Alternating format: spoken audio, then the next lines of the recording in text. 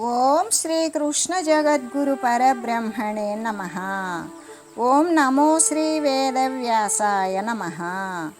ఓం మద్గురు శ్రీ పూర్ణానంద స్వామినే నమ.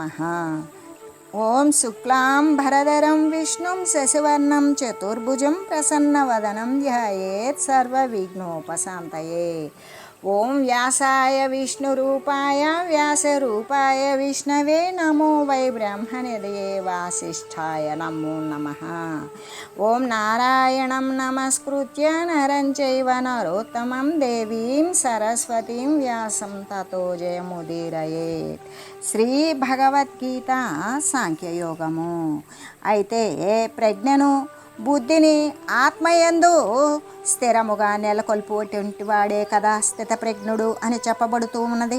సామాన్యుల యొక్క బుద్ధి అయితే ప్రజ్ఞ ప్రపంచమునందు దేహము మొదలైనటువంటి దృశ్యాల యందు కూడా తగులుకొని దైవమునందు నిలకడలేకుండా ఉంటాడు. కాబట్టి వారు స్థితప్రజ్ఞులు కారు. ఇక్కడ స్థితప్రజ్ఞునికి 3 రకాలైనటువంటి లక్షణాలను చెప్పారు. దుఃఖముల యందు అతని మనసు ఏ విధమైనటువంటి బాధను చెందదు, కలతను పొందదు.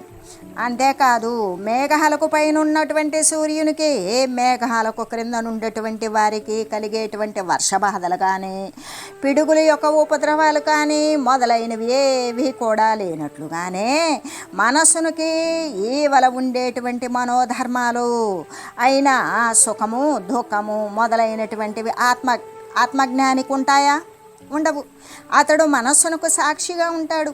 సాక్షిని సాక్ష్య ధర్మాలు ఎన్నటికీ కూడా బాధించవు కదా. కాబట్టి దుఃఖాదల యందు అతడు ఏ బాధను ఏ క్షోభ లేకుండా ఉంటాడు. ఎలాగంటే పర్వతాన్ని బాణాలు ఛేదించలేనట్లుగానే సముద్ర తరంగాలు ఆ తీరములో ఉన్నటువంటి పర్వతాన్ని కదిలింపలేనట్లుగానే తామర తూడు యొక్క దారాల చేత మదపుటేనుగును బంధింపలేనట్లుగానే ఈ దుఃఖాలు మొదలైనవన్నీ కూడా జ్ఞానిని ఏమాత్రము కించిన్ మాత్రము కూడా వేధించలేవు అని మనకి శ్రీరామచంద్రునికి బోధ చేసేటువంటి సమయంలో శ్రీ వశిష్ఠ మునీంద్రులు తెలియజేసి ఉన్నారు. అలాగే సుఖాలు సంప్రాప్తించినప్పుడు ఉబ్బిపోవడం అనేటువంటిది జ్ఞానులకు ఉండదు. దుఃఖములాగానే సుఖము కూడా ఒకానొక రకమైనటువంటి మనసులో మనోవికారమే అయి ఉన్నది. కాబట్టి మనసును దాటి ఆత్మను చేరినటువంటి స్థితప్రజ్ఞుని యొక్క ఆ మనోవికారము ఏమీ కూడా ఆ స్థితప్రజ్ఞుణ్ణి ఏమీ చేయలేదు కదా. ఇంకా కూడా అనంతమైన బ్రహ్మానంద సముద్రమే తన రూపముగా కలిగి ఉన్నటువంటి జ్ఞాని అందలి ఒకానొక లవలేశమై పైగా ప్రతిబింబిత పూర్వమైనటువంటి ప్రాపంచక సుఖాలు ఎన్నడైనా సరే కోరతాడా? మేలుకొన్నవాడు స్వప్నస్థ రాజ్య సుఖాన్ని కోరుకుంటాడా? ఒకవేళ కోరినట్లయితే అతడు ఇంకా కూడా మేలుకోలేదు అనేటువంటి అర్థమే కదా అనిపిస్తుంది. అలాగే జనకుని యొక్క ఆస్థానంలో సుఖమునీంద్రులు మహావైభవాలను కూడా ఆశించలేదు. మరి గొప్ప బాధల యందు కూడా ఏమాత్రము కలతను పొందడం కూడా లేదు. అటువంటి వారే కదా స్థితప్రజ్ఞులు అని ఖండితముగా చెప్పవచ్చు. అలాగే ఎవరైనాను సరే ఈ లక్షణాలు కలిగి ఉంటే వారు స్థితప్రజ్ఞులే అయి ఉంటారు. ఇంకా కూడా స్థితప్రజ్ఞులు అయినటువంటి వారు ఏ కోరికలు భయాలు కోపాలు లేకుండా ఉంటారు. జ్ఞాని దృష్టి ఎందైతే సమస్తము కూడా ఆత్మస్వరూపంగానే కనబడుతూ ఉంటుంది కదా. కాబట్టి ఎవడైతే ఈ యొక్క శోకమోహాదులు అనేటువంటివి కానీ రాగము భయము క్రోధము మొదలైనవి కానీ స్థితప్రజ్ఞుని దగ్గర ఏ విధంగా ఉండగలుగుతాయి అంటే ఎందుకు ఉండవు అంటే అంతా తానై ఉన్నాడు కాబట్టి ఇక తనపై తనకు రాగమేమిటి, తనపై తనకు భయమేమిటి, తన మీద తనకు కోపమేమిటి? కాబట్టి ఆత్మానుభవము కలిగినటువంటి స్థితప్రజ్ఞునికైతే ఇటువంటి మార్పులు ఏవి ఉండనేరవు అని చెబుతూ ముని అంటే మననశీలుడు అని కదా అర్థం. మహనీయులు ఆధ్యాత్మిక సత్యాలను లెస్సగా పారమార్థిక చింతలు గొప్పగా చేస్తూ ఉంటారు. కాబట్టి వారిని మునులు అనే పేరు వారికి వచ్చింది. ఆ విధంగానే మననము నిధిధ్యాసనాలను గావిస్తారు. అలా గావించకపోతే వారికి ఆ సత్య విషయాలు అనేటువంటివి ఎవ్వరికీ కూడా అనుభూతము అనేటువంటివి కావు కదా. అందుకే మననశీలురే స్థితప్రజ్ఞత్వాన్ని, జీవన్ముక్తిని కూడా పొందగలుగుతారు. ఈ విషయాన్ని తెలియజేయడం కోసమే కాబోలు ముని అనేటువంటి పదమిచ్చట ప్రయోగించబడింది. అంటే ఈ ఆధ్యాత్మిక క్షేత్రమునందు సోమరులకు చోటు ఉన్నదా? లేనే లేదు. ఎందుకు? సోమరులు అనేటువంటి వారు సర్వవ్యాపకమైన పరమాత్మ స్వరూపము అనబడే పర్వతాన్ని ఏ కాలమునందు కూడా వారు అధిరోహించలేరు. కాబట్టి మననశీలురు సాధనాపరులు మాత్రమే జీవన్ముక్తి పదాన్ని పొందగలుగుతారు అని తెలియజేస్తూ, అంతేకాదు దుఃఖాల యందు క్షోభను పొందకుండా ఉండేటువంటి వాడు, సుఖాల యందు ఆసక్తి లేకుండా ఉండడము, రాగము కానీ కోరిక కానీ భయము కానీ కోపము కానీ లేకుండా ఉండటమే కదా స్థితప్రజ్ఞుని యొక్క లక్షణాలు అని తెలియజేసి, యస్సర్వత్రానభిస్నేహాస్తత్ప్రాప్య శుభాశుభం నాభినందతి నద్వేష్టి తస్య ప్రజ్ఞ ప్రతిష్ఠిత. ఎవడైతే సమస్త విషయాల యందు కూడా అభిమానము లేకుండా ఉంటాడో, ఆయా ప్రియాప్రియములు సంభవించినప్పటికీ కూడా సంతోషాన్ని కానీ ద్వేషాన్ని కానీ పొందకుండా ఉంటాడు. అటువంటి జ్ఞానము మీకు స్థిరమై ఉన్నది అని చెప్తున్నారు. ఎలాగంటే ఇక్కడ ఎవడైతే సమస్త విషయాలయందు, సమస్త విషయాలు అంటే తన దేహం మొదలుకొని బంధువులు, భార్య, అనుభవయోగ్యమైనటువంటి సంపదలు, పరిసరాలు, గృహాలు, ఆరామ క్షేత్రాలు, వీటన్నింటి యందు కూడా కూడుకుంటేనే సమస్త విషయాలు. ఈ సమస్త విషయాల యందు కూడా వానికి ఏమాత్రము కూడా అభిమానం కించిత్తు కూడా లేకుండా ఉంటుంది. అలా లేకుండా ఉన్నప్పుడే అతనికి ప్రియమైనది, ఇష్టమైనది కానీ ఇష్టము కానిది కానీ ఒకవేళ వాని ముందుకు సంభవించినప్పటికీ కూడా వాడు ఇష్టము ఉన్నదని సంతోషపడడం కానీ, ఇష్టము లేనిది అని దానిని తిరస్కారము, ద్వేషము చూపడం కానీ ఉంటుందా? అది ఉండనే ఉండదు. అంటే ప్రియమనందు అప్రియమనందు ప్రియాప్రియాలు ఏవి సంభవించినప్పటికీ కూడా సంతోషం కానీ ద్వేషం కానీ పొందకుండా ఉంటాడు. అటువంటి వాని యొక్క జ్ఞానము మాత్రమే మిగులా స్థిరమై ఉన్నది. అటువంటి వాడే కదా స్థితప్రజ్ఞుడు అనే చెబుతూ, ఎలాగంటే స్థితప్రజ్ఞత్వము అంటే అపూర్వమైనటువంటి సహనం, అంతకుముందు ఎప్పుడూ లేనటువంటి క్షమ, ఓరిమి, సహనం ఉన్నటువంటి స్థితి ఏదైతే ఉంటుందో, సర్వాన్ని కూడా సత్యంగా చూసినప్పుడు వానికి బాధించవలసినది, బాధపడేది ఏమీ ఉండదు. కాబట్టి అపూర్వమైనటువంటి సహనాన్ని చూపిస్తూ ఉంటాడు. అయితే దీనికి సంబంధించిన విషయాన్ని ఒకటి నేను తెలియజేస్తాను. పూర్వంలో గ్రీసు దేశమునందు ఒక గొప్ప తత్వవేత్త ఉన్నాడు. అది గ్రీసు దేశంలో గొప్ప తత్వవేత్త అంటే మనందరికీ తెలుసు. ఎవరు? సోక్రటీస్ అని. ఈ సోక్రటీసే అరిస్టాటిల్ యొక్క గురువు కూడా. అతడు తత్వశాస్త్రమునందు చక్కటి అనుభూతిని పొంది ఉన్నాడు. ఆయన సత్య వస్తువునందు స్థిరపడి ఉన్నాడు. అయితే ఇక్కడ సత్యాన్ని గురించి స్థిరపడడానికి వానికి సాధన సంపత్తిలో భాగమైనటువంటి దైవికమైన తెలివి, ఆధ్యాత్మికమైన పట్టుతరత్వం ఉండాలి. కానీ వానికి ఏ భాష అయినా ఏ దేశమైనా సరే వాడు సత్యమునందు నిలబడి ఉంటాడు. అయితే ఈ యొక్క ఆధ్యాత్మిక సత్యమునందు చక్కటి అనుభూతిని పొందినటువంటి వాడు ఈ సోక్రటీసు. ఎల్లప్పుడూ కూడా ఆలోచనలతో ఉంటూ ఏదో ఒక విషయాన్ని గురించి ఆయన చింతన చేస్తూనే చింతిస్తూనే ఉంటాడు. అయితే అతనికి దాంపత్యం మాత్రం సరిగ్గా లేకపోయింది. అతను చేసేటువంటి పరిశోధనలకు కానీ, అతని యొక్క బోధలకు కానీ, ఆయన యొక్క శాంతిమత్వానికి, అతనికి ఉన్న సహనానికి, తనకున్న మననశీలతకు కూడా తగినటువంటి దాంపత్యం మాత్రం ఆయనకు సరిగా చేకూరలేదు. ఎందుకు అంటే భార్య గయ్యాలి అయ్యింది. ఆ గయ్యాలి భార్యతోటి అప్పుడప్పుడు కూడా అవసరము లేకున్నా సరే కలహిస్తూ ఉంటుంది. ఆమె అలా గొడవ చేయడం వల్ల ఆయన యొక్క ఇంటి యందు ఎప్పుడూ కూడా ఒకంత అశాంతి అనేటువంటిది కలుగుతూ ఉంటుంది. అయినా సరే ఆయన ఆయన అంటే అదే సోక్రటీసు దానిని ఏమాత్రమూ లెక్క చేయలేదు. ఎందుకు? ఇది సహజం కాబట్టి అనే దాన్ని ఏమాత్రమూ లెక్క చేయలేదు. సరికదా తన యొక్క ఆధ్యాత్మిక చింతనను కూడా ఏమాత్రమూ విడనాడలేదు. ఆమెకి ఇష్టం లేకపోయినా గొడవలాడుతూ ఉన్నా కూడా ఆయన ఆధ్యాత్మిక చింతనను వదలలేదు. ఒకనాడు మధ్యాహ్నం ఏం చేసిందంటే అతని భార్య భోజనానికి పిలిచింది. ఆ సమయంలో సోక్రటీసు ఏదో తత్వశాస్త్రాన్ని గురించి తదేకమైనటువంటి నిష్టతోటి తీవ్రంగా యోచన చేస్తూ ఉన్నాడు. అయితే ఆ యోచనలో ఆ భార్య పిలుపు అనేటువంటిది తన మనసుకు వినిపించల. అలా మరోసారి పిలిచింది. భార్య పిలుపు వినినప్పటికీ కూడా తదేకమైనటువంటి ధ్యాసతో దేనినో చింతన చేస్తూ ఉండడం వల్ల అతని మనసు ఏమైంది? భోజనం మీద మరలేదు. భోజనానికి రమ్మని పిలిచినా కూడా భర్త ఏమాత్రమూ లెక్క చేయకపోవడం వల్ల భార్య గారికి చాలా కోపం వచ్చింది. మళ్ళీ కూడా మూడవసారి పెద్దగా కేక వేసింది భోజనానికి రమ్మనమని. అయినా కూడా సోక్రటీసు పలకలేదు. మూడవసారి, నాలుగవసారి ఇలా ఇంకా ఇంకా ఇంకా పెద్దగా అరిచింది, ఆకాశం చిల్లులు పడేలాగా. కానీ ఆ భర్త అయిన సోక్రటీస్ ఏమాత్రమూ పలకలేదు. ఎందుకు?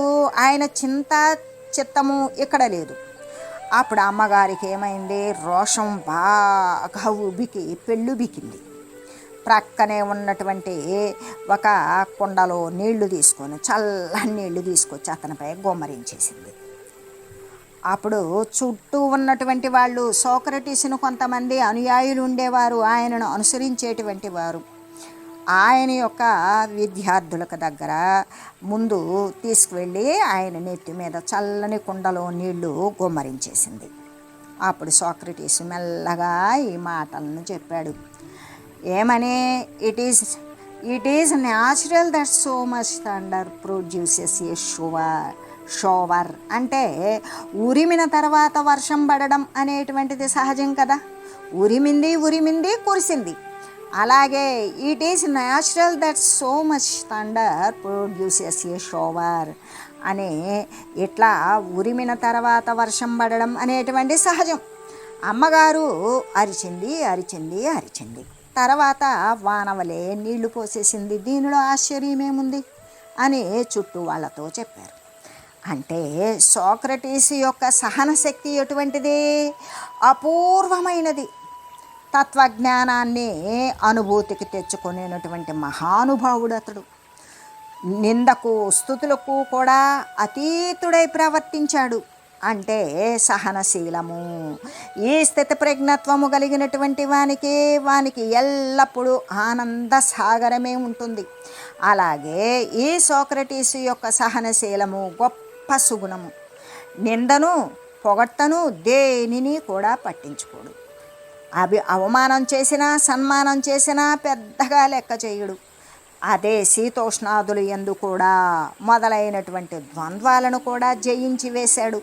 అందుకే ఈ గీత యందు ఏ విధంగా సమస్త విషయాల యందు కూడా తన యొక్క దేహమునందు కానీ ఇతర దేహాల యందు కానీ బంధువుల యందు కానీ లేదా భార్య బిడ్డల యందు కానీ అనుభవయోగ్యములైన భోగాదులు యందు కానీ ఎటువంటి అభిమానము కూడా లేకుండా ఉన్నదో అటువంటిది ఇష్టమైనప్పుడు ఇష్టమైనది, ఇష్టము కానిది ఏది ఉత్పన్నమై తన ముందుకు వచ్చినప్పటికీ కూడా ఇష్టమైన దానిని చూసి సంతోషము కానీ ఇష్టం లేని దానిని చూసి తిరస్కారము కానీ ఏ మాత్రము పొందకుండా ఉన్నాడో అటువంటి వాని యొక్క జ్ఞానము మాత్రమే మిక్కిలి స్థిరమైనది అవుతుంది. అటువంటి వాడే కదా స్థితప్రజ్ఞుడు అని చెబుతూ, అయితే యహ అంటే ఎవడు. గీత యందు అనేక చోట్ల కూడా ఈ యచ్చబ్ద ప్రయోగం అనేటువంటిది చేయబడింది. ఎవడైతే ఇటువంటి యోగ్యతను కలిగి ఉంటాడో అతడు ముక్తినే పొందుతాడు. ఏ విధంగా, ఎటువంటి అంటే స్థితప్రజ్ఞత్వము కలిగి ఉంటాడు, ఏ విషయాదుల యందు కూడా ఆసక్తి అనాసక్తి లేకుండా ఉంటాడు, ఇష్టమైన దాని యందు ఇష్టము కాని దాని యందు సమభావముతో కూడి ఉంటాడు, అటువంటి వాడు మరి ఈ యోగ్యతను కలిగి ఉంటాడు. ఈ యోగ్యత ఎవడికైతే కలిగి ఉన్నాడో అతడు మాత్రమే కదా ముక్తితత్వాన్ని పొందుతాడు అని చెప్పబడిందే. కానీ ఇక్కడ పలానా జాతివాడు, పలానా మతం వాడు, పలానా వర్ణము వాడు, పలానా లింగము వాడు, పలానా వయసు వాడు, పలానా ప్రదేశం వాడు అనేటువంటి వయో విచక్షణ, ఇక్కడ జాతి మత వర్ణ లింగ వయో విచక్షణ అనేటువంటిది ఇక్కడ చూపబడిందా? ఏమాత్రము చూపబడలేదు. ఏ జాతికి చెందినవాడైనప్పటికీ కూడా, ఏ మతానికి చెందినవాడైనప్పటికీ కూడా, ఏ కులానికి చెందినవాడైనా, ఏ లింగానికి చెందినవాడైనా, స్త్రీ పురుష మరి ట్రాన్స్జెండర్స్ అని మధ్యలో హెజ్డాలు అనేటువంటి వాళ్ళు ఉన్నారు కదా, ఆ వాళ్ళైనా ఇక చిన్నవాళ్ళ పెద్దవాళ్ళ ఏ ఆశ్రమానికి ధర్మం చెందినటువంటి వారు అనేది కూడా చెప్పడానికి లేదు. ఎందుకంటే ఏ ఆశ్రమ ధర్మానికి చెందిన వారైనా అంటే బ్రహ్మచర్యము, వానప్రస్థము, గృహస్థము, వానప్రస్థము, సన్యాసము అనేటువంటి ఏ ఆశ్రమ ధర్మానికి చెందిన వారైనా సరే వారు పిల్లల లేకపోతే మరి ఏ అవస్థ ఎందు ఉన్నారు, బాల్యమునందా లేకపోతే యవ్వనమునందా లేదా కౌమారమునందా యవ్వనమునందా లేకపోతే వారు వార్ధక్యమునందా ఏ యొక్క స్థితిలో ఉన్నారు అనేటువంటిది కూడా చూడదు. అంటే ఏ యొక్క జాతి మత వర్ణ లింగ వయో విచక్షణ అనేటువంటిది ఇక్కడ చూపబడిందా? లేనే లేదు. ఎవనికి యోగ్యత ఉన్నది అంటే ఎవడైతే స్థితప్రజ్ఞత కలిగి ఉన్నాడో, స్థితప్రజ్ఞుడైనటువంటి వాడు ఏ మతానికి, ఏ జాతికి, ఏ కులానికి, ఏ లింగానికి చెందినవాడైనా సరే, ఏ వయసులో ఉన్నవాడైనా సరే, ఎవరికి అంటే ఇక్కడ ఎటువంటి వ్యత్యాసము లేదు అని చెబుతూ ఇదే కదా గీత యొక్క విశాలమైనటువంటి దృక్పథానికి గుర్తు. గీతలో మనకి చెప్పబడినటువంటి విశాలమైనటువంటి రాజమార్గము ఏంటది? ఇక్కడ పలానా ఆశ్రమ ధర్మానికి, పలానా మత ధర్మానికి, పలానా కులధర్మానికి, స్త్రీలకని పురుషులకని పిల్లలకని చిన్నవాళ్ళకని వయసులో ఉన్నవారికని ముసలివారికని, ఎటువంటి ఆర్థికంగా ఉన్నవారని, సంఘంలో పేరు ప్రతిష్టలు ఉన్నవారని, ఇటువంటి భేదాలు ఏమైనా సరే ఈ యొక్క స్థిత ప్రజ్ఞత్వానికి ఉన్నవా, వారు మాత్రమే పొందుతారా అనేటువంటి విషయాన్ని గురించి గీతలో ఎప్పుడూ కూడా ఇటువంటి శబ్ద ప్రయోగం అనేటువంటిది చేయబడలేదు. ఎవడికి యోగ్యత ఉన్నది అంటే దేని యందైతే సమస్థితి, ఇష్టమైనది ఇష్టము కానిది ఏది సంభవించినప్పటికీ కూడా సంతోషము దుఃఖము అనేది లేకుండా ఉన్నటువంటి సమత్వ స్థితి ఎవడికైతే ఉంటుందో వాడే స్థితప్రజ్ఞుడు. వాడు ఎటువంటి ఏ స్థితిలో ఉన్నప్పటికీ కూడా అనే విషయాన్ని గురించి ఇక్కడ ఎటువంటి విచక్షణ ఏమీ కూడా ఇక్కడ ఈ భగవద్గీత యందు చూపబడలేదు. ఇదే కదా భగవద్గీత యొక్క విశాలమైనటువంటి దృక్పథము. అంటే చూపబడినటువంటి మార్గానికి గురుతేమిటి అంటే ఇక్కడ ఎటువంటి వ్యత్యాసాలు లేవు అని చెప్పడమే. అందుకే సర్వత్రాభిస్నేహ అంటే ఎల్ల విషయాల యందు కూడా, ఎల్ల విషయాలు అంటే అభిమానం లేకుండా ఉండాలి అనే కదా చెప్పబడింది. ఎల్ల విషయాలు అంటే తన యొక్క దేహ సంబంధమైన, తన గృహ సంబంధమైన, తన యొక్క ఆర్థికపరమైనటువంటి విషయాదులు ఎందు కానీ ఇటువంటి ప్రాపంచిక సంబంధమైనటువంటి విషయాలు తను కష్టించి సముపార్జించుకున్నటువంటి వస్తువుల యందు ఏమాత్రము కూడా అభిమానము లేకుండా ఉండాలి అనే కదా చెప్పబడింది. సామాన్యంగా కూడా ఆ ప్రేయ విషయాల యందు ఎవ్వరికీ కూడా అభిమానం అనేటువంటిది ఉండదు. ఎందుకు? ఇష్టం లేని విషయాల పట్ల వారికి ఎవరికైనా సరే ఇష్టపడతారా? ఇష్టం లేనటువంటి విషయాల పట్ల ఎవరికైనా అభిమానం ఉంటుందా? ఉండదు. అలాగే వారికి ఇష్టమైనటువంటి విషయాల యందు ఎవరికి అభిమానం లేకుండా ఉంటుంది? అనేటువంటి విషయంతోటి వానికి అప్రియ విషయాల యందు ఎవ్వరికీ అభిమానం అనేటువంటిది ఉండదు. అలాగే తనకి ఇష్టమైనటువంటి విషయాల యందు కూడా అభిమానం ఎవరికైతే లేకుండా ఉంటుందో, ఇది సర్వసాధారణం. ఇష్టం లేని వస్తువులు ఎందు అభిమానం లేకుండా ఉండడం అనేటువంటిది అందరూ ఉండేది. కానీ ఇష్టమైనటువంటి విషయాల యందు కూడా అభిమానం లేకుండా ఎవరికైతే ఉంటారో అటువంటి వాడు మాత్రమే కదా స్థితప్రజ్ఞుడు. అంటే ఇక్కడ ప్రియము కానీ అప్రియము కానీ అంతా కూడా ఇష్టమైనదైనా కష్టమైనదైనా ఇష్టం లేనిదైనా అంతా కూడా ఏమై ఉన్నది? ఇదంతా మాయ యందు అంతర్భూతమే అయి ఉన్నది. మాయ అంటే ఏ అస్థిరమైనటువంటి దృశ్యము, ఏ యొక్క శాశ్వతముగా అనేటువంటి అవిద్యాజనితమైన ప్రకృతి, ఈ దృశ్యమునందు ప్రకృతి యందు కూడా అంతర్భూతమై దానిలో ఒక భాగమే కదా ఈ ఇష్టమున్నదైనా ఇష్టం లేనిదైనా కూడా. కాబట్టి ఈ మాయకు అతీతమైనటువంటి పరమాత్మ యందైతే ఇక స్థితి గలవానికి అవి ఏమాత్రము కూడా రుచించవు కదా. కాబట్టి వాటి యందు అభిమానం లేకుండా ఉంటాడు. ఎలాగా అంటే ఇక్కడ ఇష్టమైనది ఇష్టము కానిది అంతా కూడా ఎక్కడ ఉత్పన్నమవుతున్నాయి అంటే మాయ యందే ఉత్పన్నమవుతున్నాయి. మాయ అంటే లేకనే కనబడుతూ ఉంటుంది. అంటే కాసేపు కనపడి మరి కాసేపటికి లేకుండా పోతుంది. అంటే దృశ్యమాన జగత్తు లేదా ఈ విశ్వ సంబంధమైన ప్రకృతి, ఈ దృశ్యమునందు ఈ ప్రకృతి యందు అంతర్భూతమే కదా ఇష్టాలు అయిష్టాలు మొదలైనటువంటి విషయాలన్నీ కూడా. కాబట్టి ఇక్కడ మాయకు అతీతమైనటువంటిది ఏంటి? పరమాత్మ తత్వం. ఈ మాయాతీత పరమాత్మ యందు అయితే ఎవరైతే ఆ పరమాత్మ యందు స్థితి కలవాడు ఉంటాడో వాడికి ఈ ప్రియమని అప్రియమని ఇష్టమని అయిష్టమని మొదలైనటువంటివన్నీ కూడా ఏదైనా రాగద్వేషాలతో కూడి వ్యత్యాసంతో కూడి కలిగి ఉండేటువంటి విషయాలు వానికి ఏమైనా ఇష్టంగా ఉంటాయా? వాటిని మరి వాడు ఆలోచన చేస్తాడా అంటే ఏమాత్రము కూడా వాటిని గురించి ఆలోచన మాత్రంగా కూడా వానికి రుచించవు. కాబట్టి వాటి యందు అభిమానం లేకుండానే ఉంటాడు అని చెబుతూ తాను కోరకపోయినప్పటికీ కూడా ఒక్కొక్కప్పుడు జ్ఞానికి దైవికంగా అనుకోకుండా ప్రియాలు కానీ అప్రియాలు కానీ తటస్థించవచ్చు.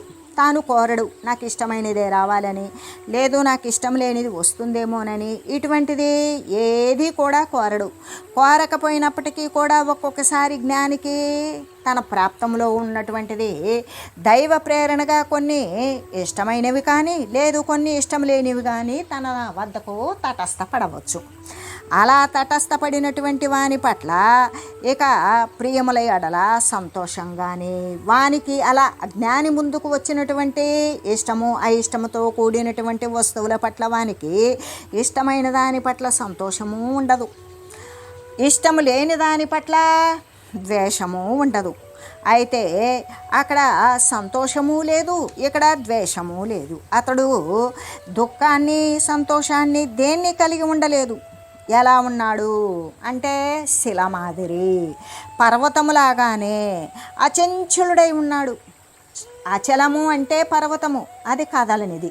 కాబట్టి ఇక్కడ అచంచలుడై వాడు ఈ యొక్క ఇష్టాలకి అయిష్టాలకి లోబడకుండా అచంచలుడై పర్వతము ఏ విధంగా నిశ్చలంగా ఉంటుందో ఆ విధంగానే ఉన్నాడు.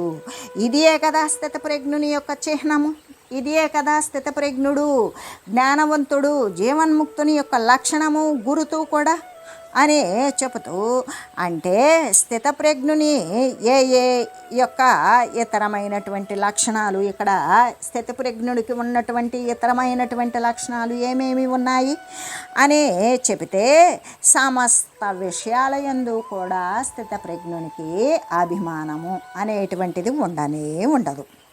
అంతేకాదు తనకి ఇష్టమైనది సంభవించిన ఇష్టము కానిది సంభవించినప్పటికీ కూడా వానికి ఇష్టమైన దాని పట్ల సంతోషము కానీ వానికి ఇష్టం లేని దాని పట్ల ద్వేషము కానీ లేకుండా ఉంటాయి. అది కదా స్థితప్రజ్ఞుని యొక్క లక్షణము అని చెప్పబడుతుంది. కాబట్టి ఎవడైతే ఇటువంటి స్థితప్రజ్ఞత అనేటువంటి యోగ్యతను కలిగి ఉంటాడో వాడు మాత్రమే ముక్తత్వాన్ని పొందుతాడు అని చెబుతూ, వాడు మాత్రమే జీవన్ముక్తుడు అని తెలియజేస్తూ అటువంటి వాడే స్థితప్రజ్ఞుడు అని చెబుతూ, ఓం మంగళం పావన గీతామాత జయ మంగళం భక్తజనావని బంధ విమోచని భవభయహారిణి భవ్యదాయిని మంగళం. ఓం మంగళం శ్రీ కురుక్షేత్ర రణక్షోణీ విహారిణే పార్థసారథిరూపాయ గీతాచార్యాయ మంగళం. ఓం మంగళం మహత్.